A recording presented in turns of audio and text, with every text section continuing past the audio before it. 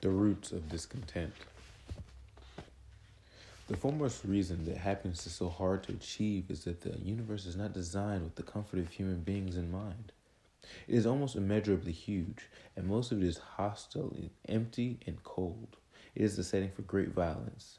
It's when occasionally a star explodes, turning to ashes everything within billions of miles. The rare planet whose gravity field would not crush our bones is probably swimming in lethal gases.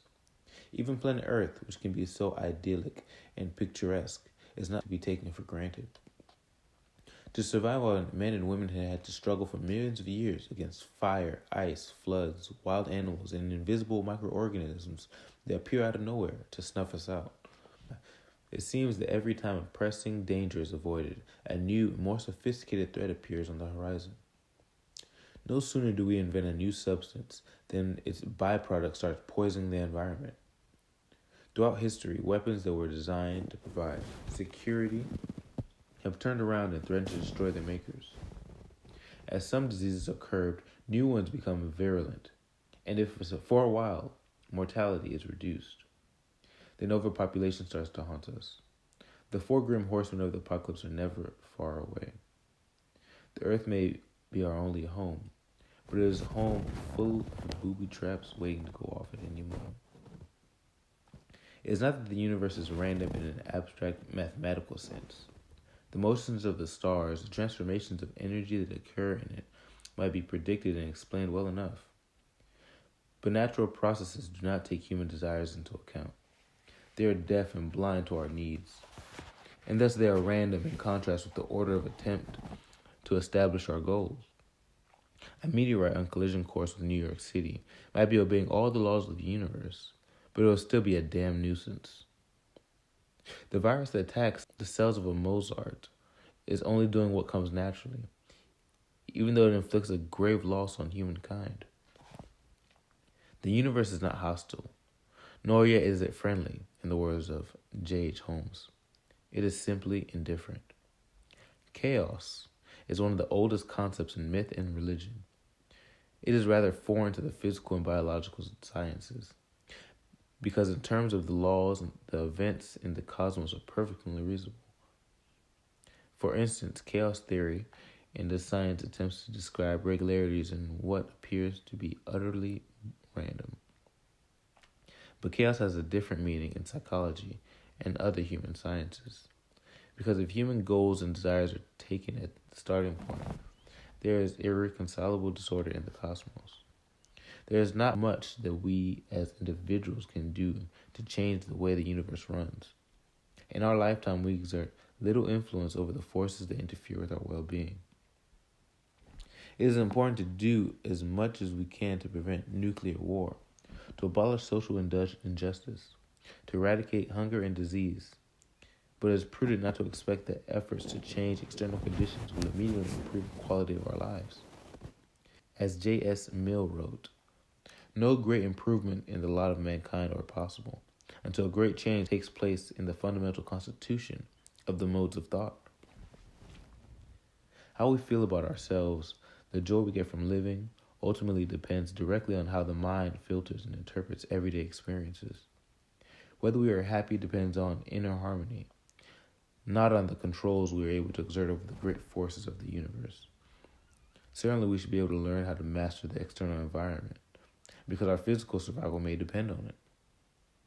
But such mastery is not going to add one jot to how good we feel as individuals, or reduce the chaos of the world as we experience it.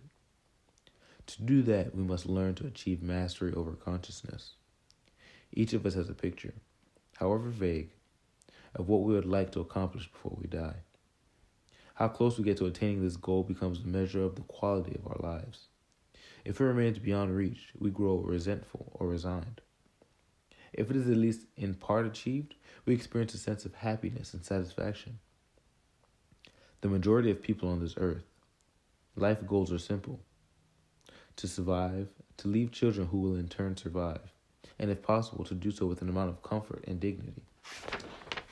In the favelas spreading around South American cities, the drought-stricken regions of Africa, among the millions of Asians who have to solve the problem of hunger day after day, There is not much else to be hoped for. But as soon as these basic problems of survival are solved, merely having enough food and a comfortable shelter is no longer sufficient to make people content. New needs are felt, new desires arise. With affluence and power come escalating expectations. And as our level of wealth and comfort keeps increasing, the sense of well-being we hope to achieve keeps receding into the distance. When Cyrus the Great had 10,000 cooks prepare new dishes for his table, the rest of Persia had barely enough to eat.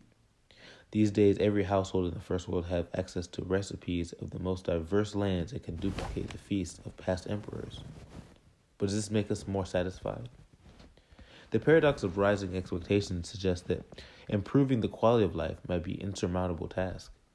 In fact, there is no inherent problem in our desire to escalate goals, as long as we enjoy the struggle along the way. The problem arises when people are so fixated on what they want to achieve that they cease to derive pleasure from the present. When that happens, they forfeit their chance of contentment. Though the evidence suggests that most people are caught up on the frustrating treadmill of rising expectations, many individuals have found ways to escape it. These are people who, regardless of their material conditions, have been able to improve the quality of their lives, who are satisfied, and who have a way of making those around them a bit more happy. Such individuals lead vigorous lives and are open to a variety of experiences, keep on learning until the day they die, have strong ties and commitment to other people and to the environment in which they live. They enjoy what they do, even if tedious or difficult. They are hardly ever bored. They can take in stride anything that comes their way. Perhaps their greatest strength is that they are in control of their lives. We shall see later how they manage to reach this state.